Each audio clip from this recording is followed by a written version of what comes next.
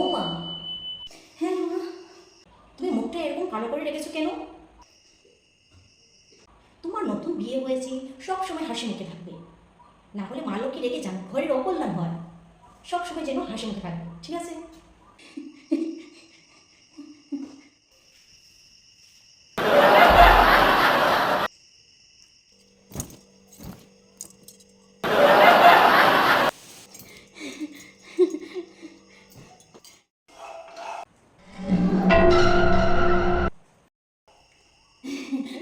কখন হয়েছে?